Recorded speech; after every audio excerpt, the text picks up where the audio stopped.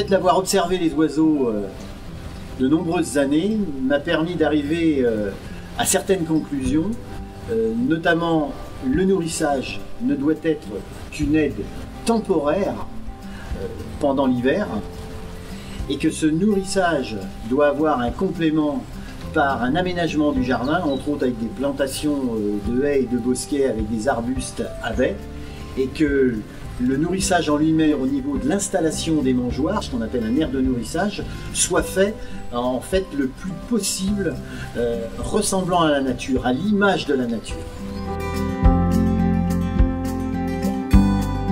Cet aménagement qui sera complété par différents types de mangeoires qui seront placés à des niveaux différents, des modèles différents également, mais aussi bien évidemment des petites astuces que j'ai mis au point au fur et à mesure des années, du style des cônes de conifères qu'on va enduire de gras ou de choses comme ça qui vont avoir leur intérêt. Et le fait de pouvoir les disposer dans des mangeoires différentes, à des niveaux différents de hauteur, vont permettre aussi aux oiseaux d'avoir moins de rivalité. Mais quoi donner à manger aux oiseaux? La recette, elle est simple.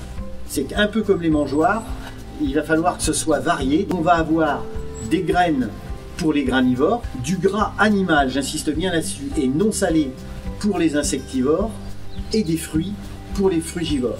Plus les oiseaux resteront dans leur habitude alimentaire et surtout joueront leur rôle d'auxiliaire quand le beau temps sera revenu.